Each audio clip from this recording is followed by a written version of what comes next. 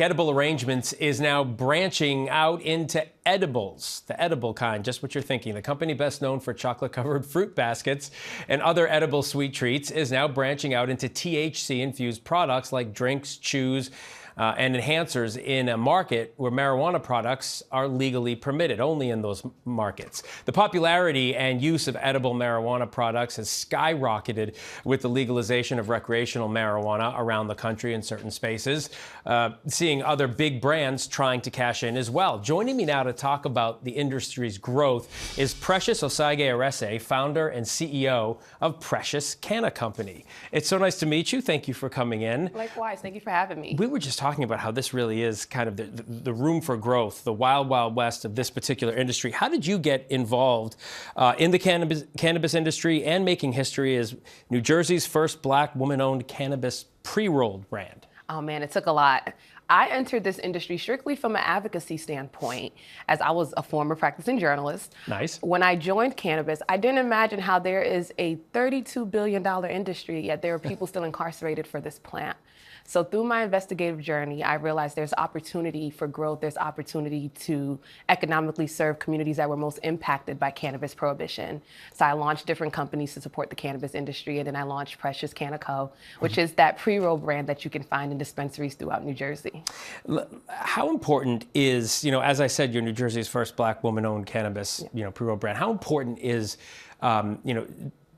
equity and inclusion is important in every industry, this particular? It was super important. At the time, there were less than 5% of people of color that were business owners in the cannabis space, and we're looking at a multi-billion-dollar industry that was built on the backs of some Black and brown people who were incarcerated, as I mentioned.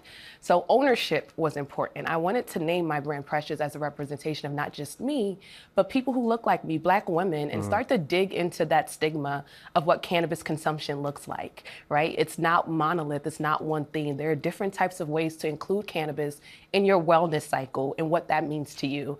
And we're seeing it go mainstream, and that's super exciting. So I definitely wanted there to be representation and ownership, especially for Black women. Opinions around it have certainly changed. Absolutely. I'm just wondering, in the last few seconds that we have here, it's different locally, it can be legal, federally. What do you hope happens there? Because there's part of the advocacy. Oh, that's one of the biggest lifts of the cannabis industry, is that it's highly regulated, so much compliance, frameworks looking different across the 34 states that are either medical or recreational legalized. Right. We are working very hard right now to see federal policy, and as we just mentioned, something like the Edible Arrangements deal and edibles.com, bringing cannabis to that mainstream focus, we might start to see that policy crack from the top. All right. Well, we'll be watching for it. Hopefully Precious, so. Thank you so much. Thank you so much. Really nice to meet you. Appreciate Likewise. you taking the time. Thank you. And we should mention that a recent study found the number of daily marijuana users surpassed the number of daily alcohol drinkers. That was back in 2022. So as more Americans indulge, we want to take the time to talk about the health benefits and the risks. So let's bring in Dr. Stephanie Widmer. She is an emergency medicine physician, medical toxicologist. Doctor, thanks so much. You heard the discussion. How much is known about the impact of cannabis use on the body? So we are certainly still learning. Unfortunately, the impacts of cannabis use on the human body is something that we're still studying. Especially the long-term effects are really not well known and certainly not well established. So we don't know really the effects, the long-term effects, especially that it has on the brain, on memory, on cognition, and not just the brain, but even other organ systems. So there is still some layer of uncertainty, so to speak, that still kind of has to be peeled back.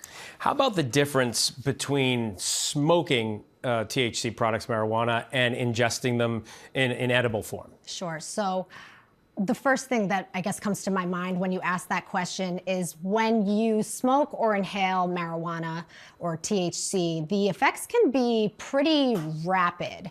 And that is in contrast to consuming edibles, in which case often the effects can be sometimes delayed, and really not just delayed effects, but you can have longer lasting effects and even stronger effects sometimes. So that's something that people should definitely keep in mind when consuming edibles overconsumption is a real thing. It certainly can happen. So be aware of potency, of dose, these delayed effects, and if you're going to consume edibles, try not to consume too much too fast. Yeah, I suppose the old adage of moderation with everything.